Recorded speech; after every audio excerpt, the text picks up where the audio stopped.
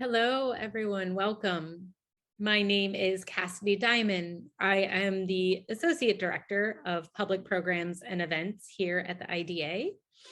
Thank you for joining us for this conversation around the documentary Ferguson Rises, hosted by Variety's Jazz Tangcay. Before we get started, I'd like to offer a brief land acknowledgement. Coming to you from Chicago, which is on the unceded land of the Potawatomi people, who have been stewards of this land for generations.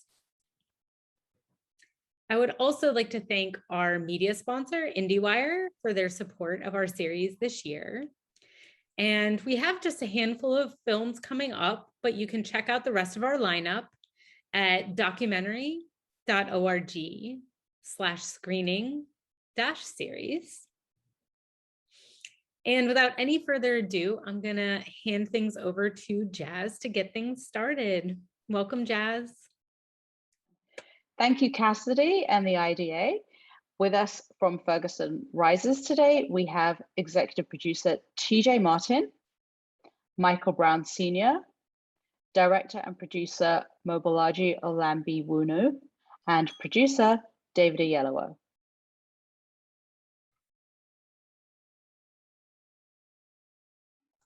Thank you for sharing Ferguson Rises. Let's just start with the beginning, because this was initially meant to be a short film. At what point did it become a narrative feature? Oh, wow. Okay, I forgot that I said that somewhere. Yeah, initially we shot a 20-minute sort of experimental film, and then I just had so many interviews and so many people who we interviewed that I just felt like there's more here, and it shouldn't be a short, and so it just sort of ballooned as we began to look through the interviews and realized that there's a lot more to the story, and a short wouldn't do it justice. And David, what about for you? How did you actually, come on board with TJ as a producer? Like, talk about your involvement and your collaboration and working with Mobolaji. So I was introduced to TJ by a mutual friend of ours, Tamara Houston. I had had this experience with the film Selma, in which I played Dr. King. And obviously, Selma is about the Selma March from Selma, Alabama to Montgomery for voting rights. And that march was in some ways instigated by, or a part of it was the murder of Jimmy Lee Jackson in that historical moment. And as the film of Selma came out, the Black Lives Matter movement was gaining this groundswell, partly because of the murder of Michael Brown Jr. We were literally doing press for Selma as we would have to stop the interviews in New York because of the sheer amount of noise coming from the streets as people were marching, with an outcry over the injustices meted out towards Black people in general, but Michael Brown Jr. in particular. And the question I was often being asked at that time is, do we need another Martin Luther King? What does the new civil rights movement look like? What should it look like? In all honesty, I didn't have as eloquent an answer as I would have liked at the time. But with time, as we sort of took a look at instances like what happened in Ferguson, Missouri, it became evident that the Black Lives Matter was the new movement, that it was important that it wasn't just a figurehead, but it was a people movement. And, when TJ approached me about this and I met with Mobolaji and I watched the film, I just thought seeing Michael Brown Sr.'s growth, seeing Ferguson's evolution through this moment in its time was part of the answer to that question I kept on being asked. And I just felt very compelled to be part of making sure this expression of that answer is its best version. Yeah. TJ, did you want to add to that? Yeah, I was introduced to Mobolaji through, I believe it was his neighbor at the time. And, all credit to Mobolaji. By the time I came on board the film, he had already spent a significant amount of time making this film. And I felt like, I want to get my eyes on it, but as a means to kind of help him kind of get to the finish line. But in watching it, the thing that really struck me was, and this is, I think, where we connect, is the primary intent felt to me to humanize the experience. So when sitting down to watch that current iteration of the film, it almost democratized the voices of the community members in Ferguson, and it actually challenged your perception of anything that you thought you knew based off of news sources, because it actually kind of gave voice to the community. And then leaned in on this notion that, tragic crimes like this actually have a ripple effect that go beyond just those at the center of it. And that's the thing that I think is really important to take, at least for me, the takeaway is we are better off by looking at ourselves and all recognizing that we were all participants in trying to actually have police accountability that goes beyond just a singular event. Yeah. And as you said, Ferguson Rises is a story ultimately about community. But Michael, you were, your story, you're going through the toughest thing a parent could go through, grieving. And, I'm sure you had a lot of people approach you about, sharing your story. What was it about Mobolaji that made you trust him to tell this story?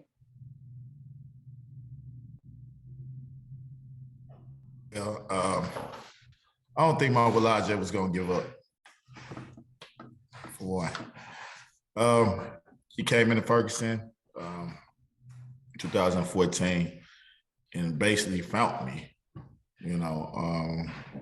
We was out, but he was out eating, and I was coming in to eat, and he addressed the family, and we moved from there. There was a lot of things that was going on at the time, so it's a lot of pressure that was on me, on my back. So it was kind of hard to trust anyone at that point. I seen his consistency. Every year he was in Ferguson, documenting everything that was going on, on the grounds, and he was just persistent. So, yeah, that's how I got started, and that's where the trust came from.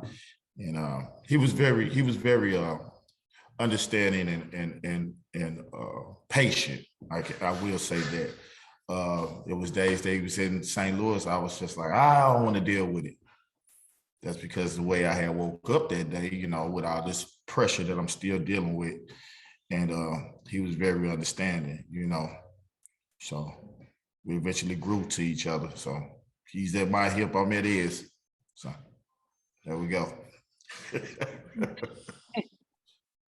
Mobolaji, talk about that. And Jerry Henry did such a great job with the cinematography, the way that you're following the family. Talk about literally grabbing Jerry and getting boots on the ground, going to Ferguson and telling the story that is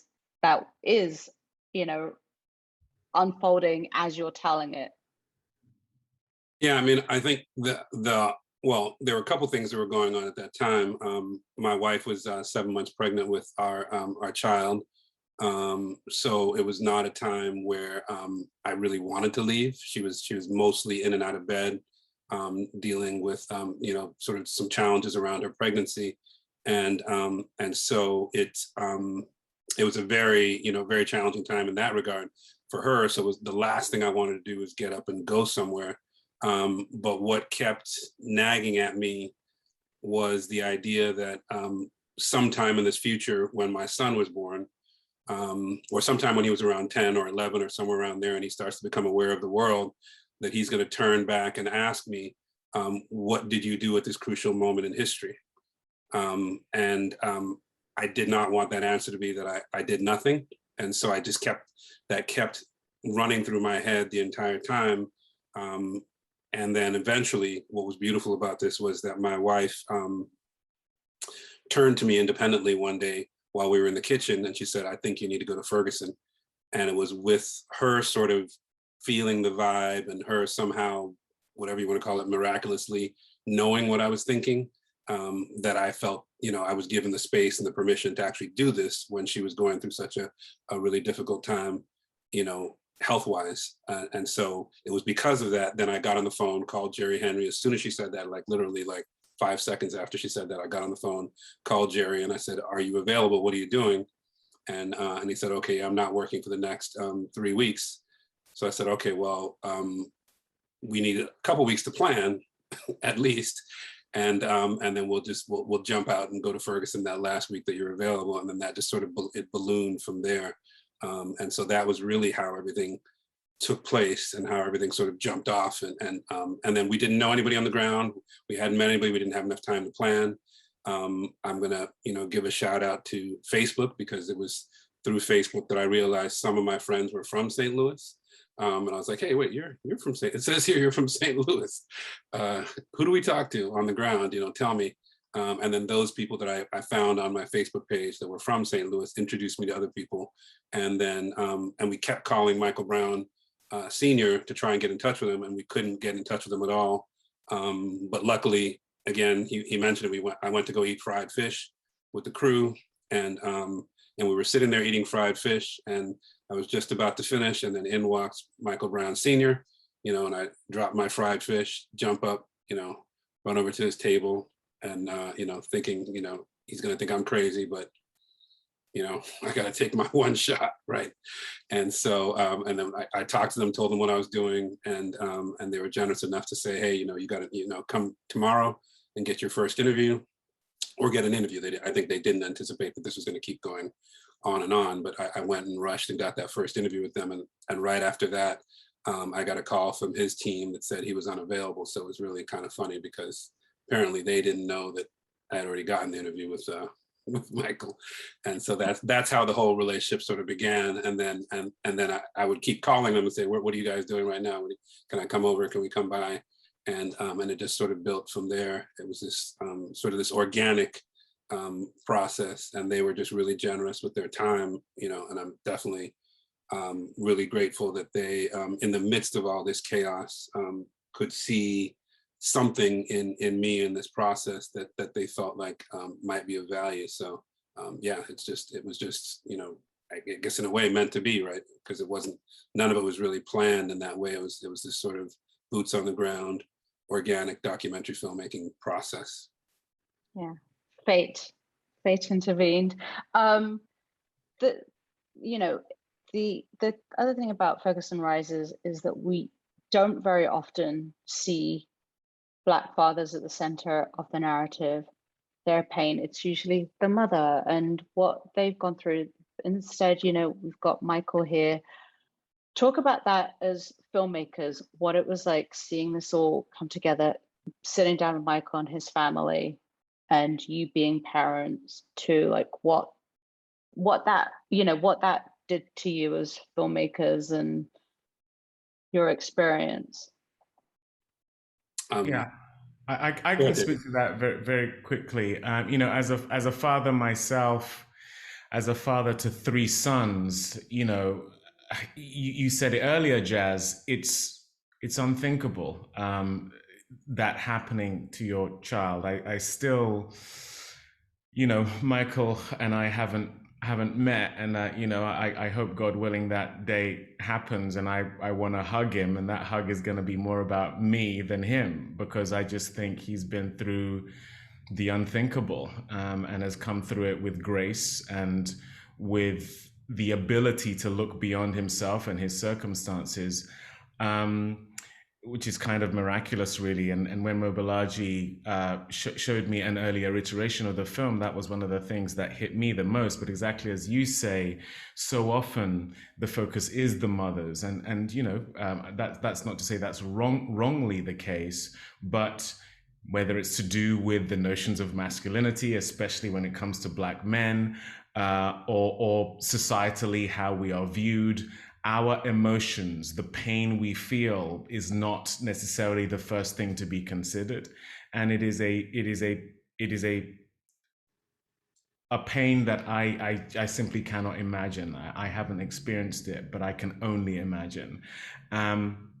But considering that the Black body, and more often than not, the Black male body, is what is so often cut down under these circumstances, it is, I think, a crucial perspective to take a look at in light of this injustice that has such deep historical roots. And I think that the power of the documentary is that it gives you a new perspective, a humanizing perspective on the male father's pain, but also progress through this all too often incident when it comes to Black people in America. Yeah. Mobolaji, did you want to add to what David said? I think David did an excellent job of summarizing what I would say. I mean, I think it's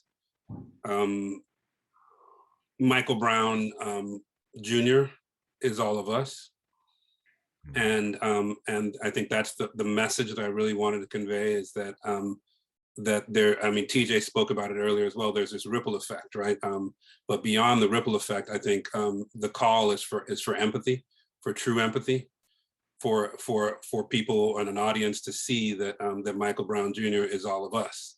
And in order to provide that empathy and that space for empathy, I think we had to, Michael Brown Sr. became the vehicle for that empathy, right? For us to be able to see ourselves, we have to also see, Michael Brown Jr. through Michael Brown Sr.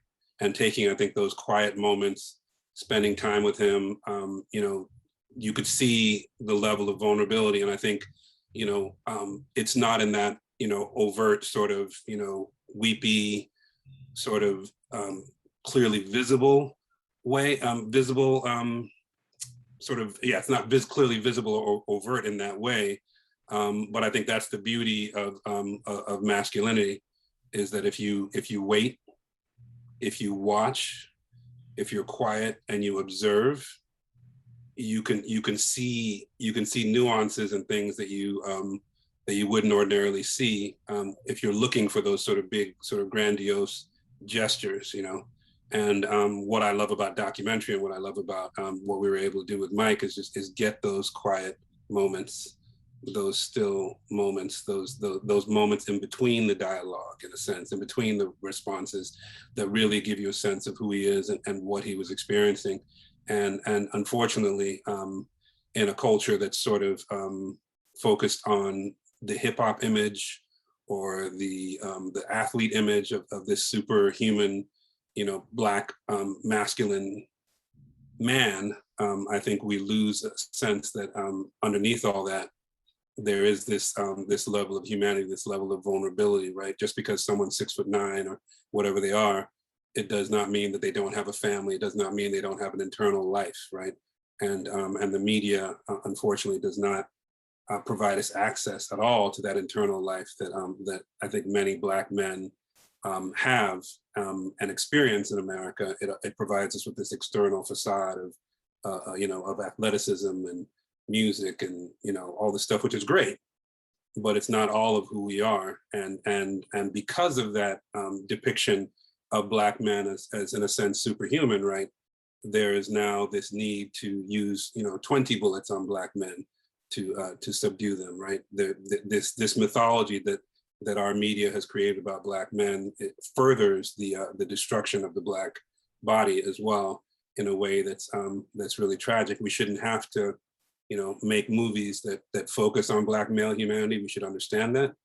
But unfortunately, I think we have not gotten there yet. And so for me, that was the most important thing in making this film, was that by extension, by humanizing Michael Brown Sr., we humanize Michael Brown Jr., but we also humanize ourselves as well, right?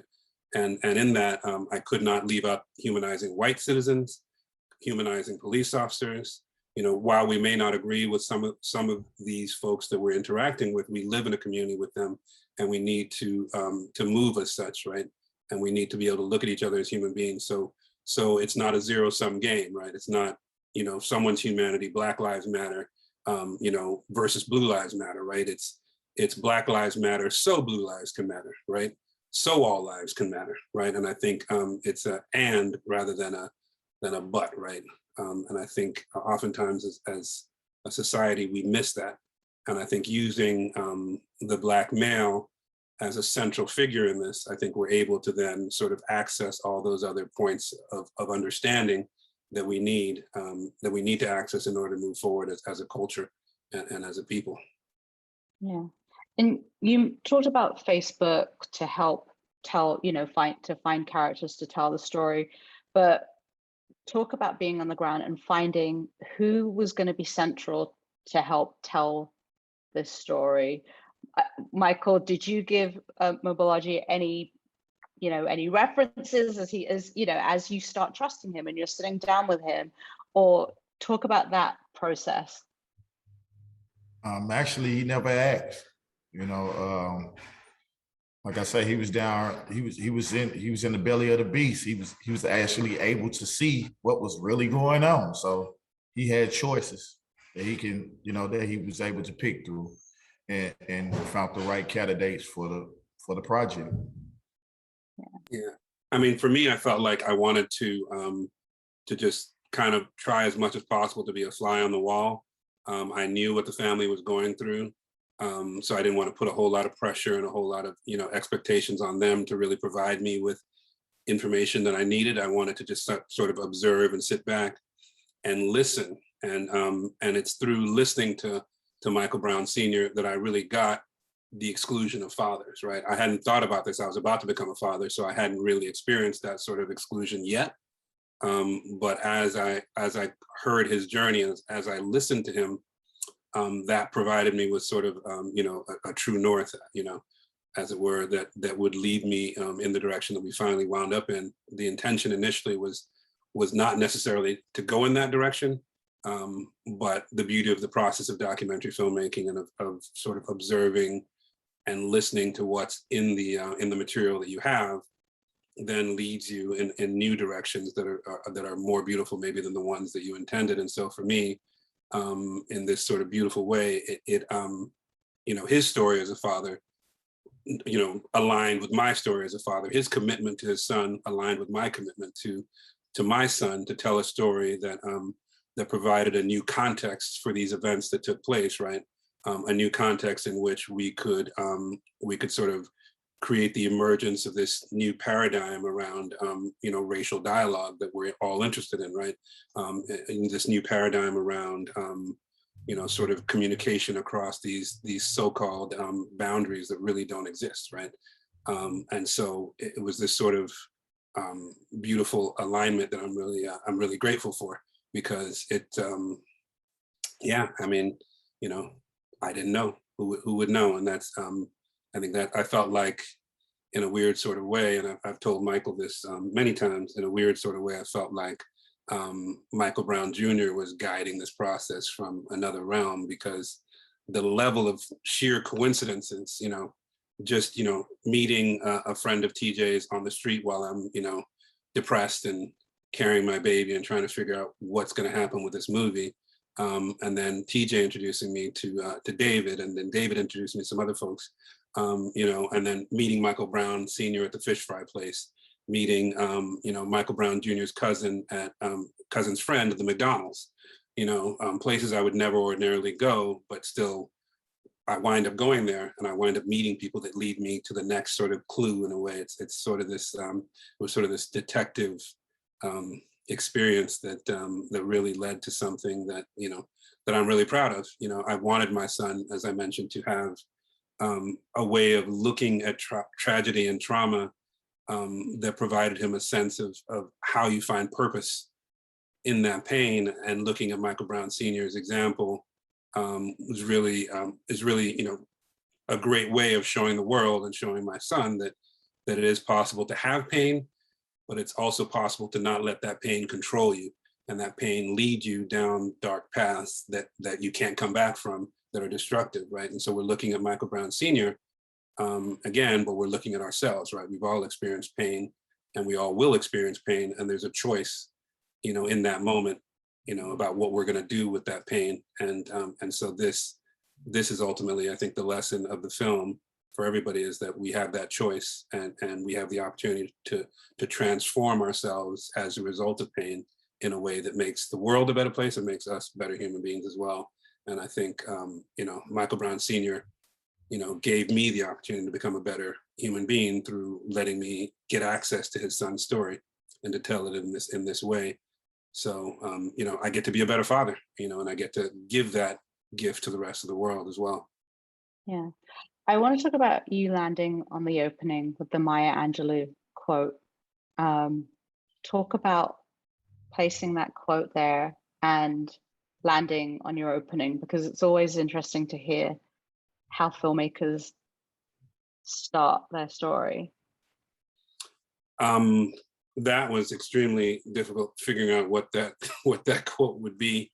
I knew I needed a quote, and I knew I wanted a quote at the front. I didn't need one, but I knew I wanted a quote at the front of the movie.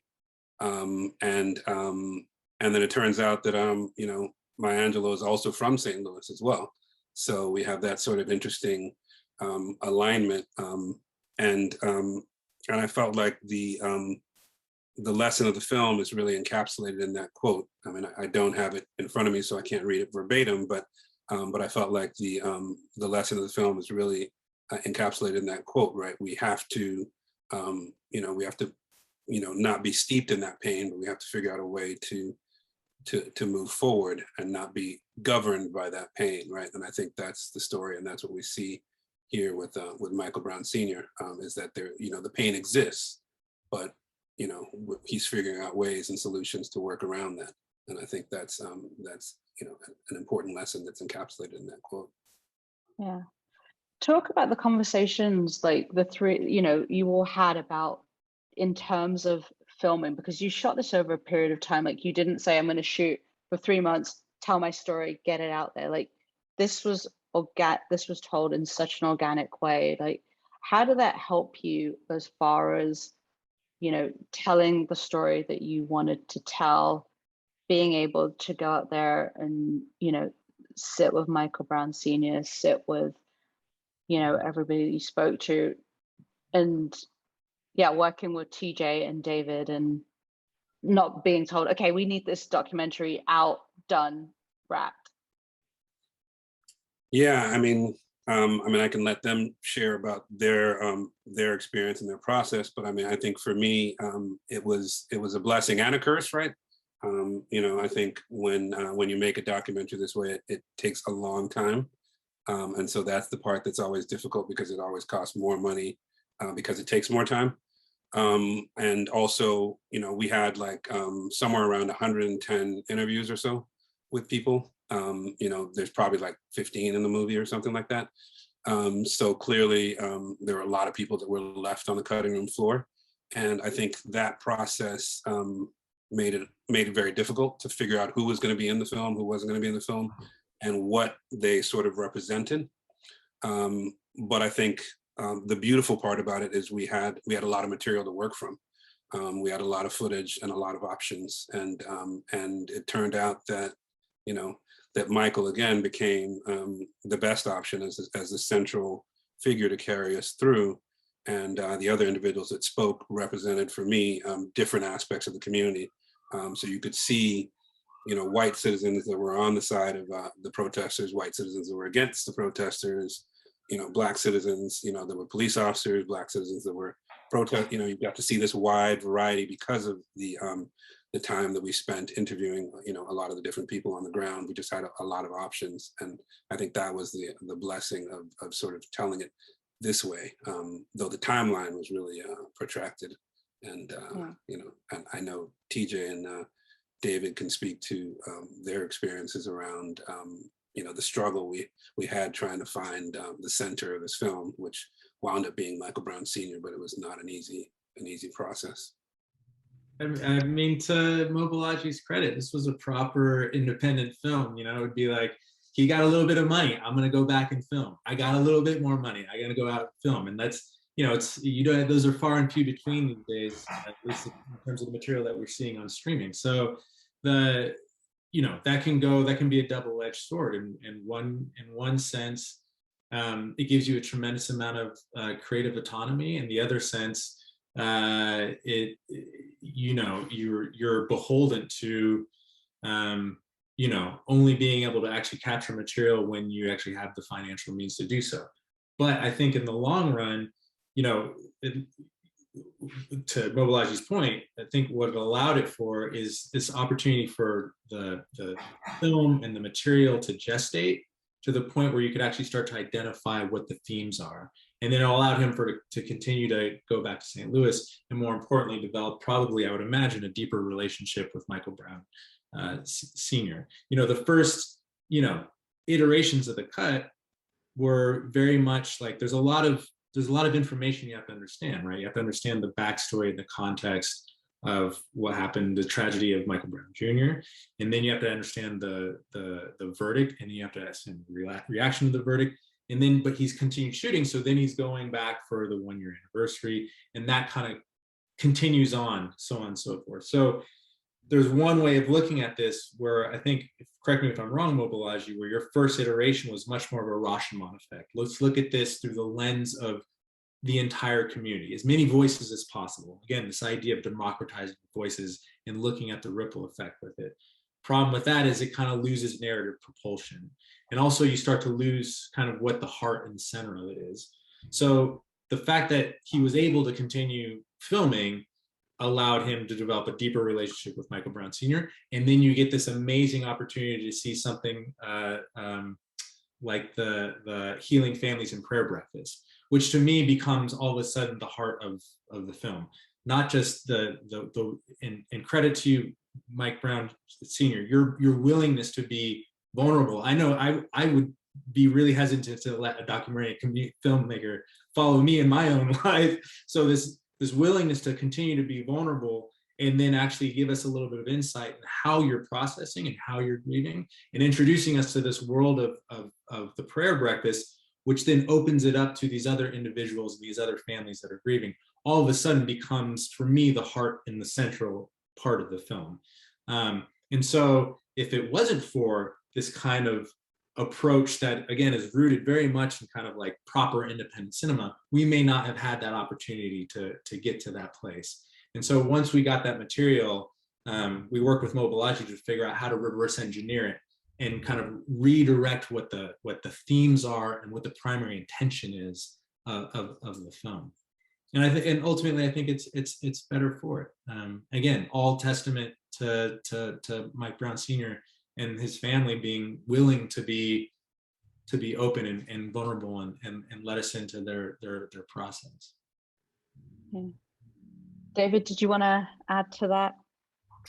Yeah, I think, for me as a storyteller, the primary contribution I tried to bring and my team at Yoruba Saxon tried to bring was perspective, and I think that was one of the harder things to really nail down. The initial version of the film that I saw, Mobolaji is a wonderful human being. He's a very fair human being. And so the perspective was quite spread in a sense. And so, it didn't yet have the singularity of the perspective that I now think is so emotionally powerful with Mike's journey as a father. It was there, but it wasn't the primary focus. It was a sort of a more egalitarian documentary in a sense, really looking at Ferguson as a place dealing with an incident, a cultural, historical, very painful incident that had happened. But as a storyteller for myself, I know that the point of view is crucial because we go to the movies to essentially watch ourselves. Do I connect with the protagonist? Is this someone I'm prepared to hitch my wagon to and let them pull me through the narrative? And, in many ways, that was the thing that we were really working towards. And Mobolaji, as TJ just said, was relentless in his bid to continue to get to the truth of Mike's story, of Ferguson's story. And, he would go back several times to get more data, get more footage, get more knowledge. And so it was a truly exhaustive process, but all with a view to getting to the version of the doc that is most universal in its scope towards whether you live in America or not, whether you're a father or not, whether you're Black or not. At the end of the day, I think anyone and everyone can relate to how tough it would be to lose someone that close to you, and a bid to find societal justice in the wake of that. And that is, the thing that took a while to get to, but I think is now incredibly successful within the execution of the film. Yeah. And that's credit to Mobolaji and the incredible storytelling and the time you took to tell this. So much, at the end, it shows us, I guess, our abilities as humans, the growth and healing. Michael, what was it like for you to see the documentary for the first time?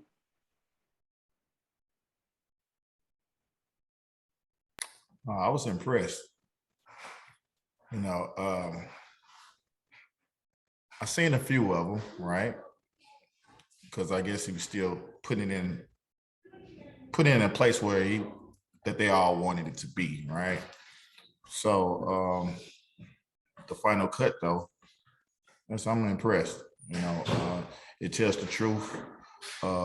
It gives a light on fathers, and it just shows, the families that's dealing with the same pain that I'm dealing with, and as a whole, and how we're getting through this, Like I said at the end, they think I'm helping them, they helping me,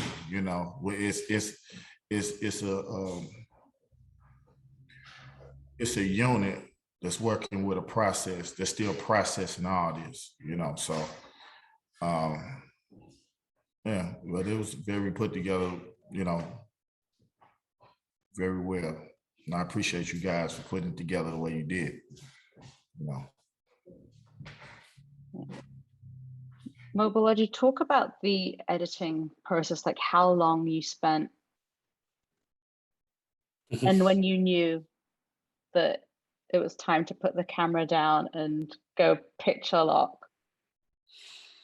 Wow, yeah, the editing process was dare I say, years. I was like, to tell the truth, there were many moments where I felt like I should quit, I should stop. This is it. Maybe this is as good as it gets. And something just said, keep pushing. My son, hearing my future son, or looking back at me and talking to me about this, that sort of kept me going.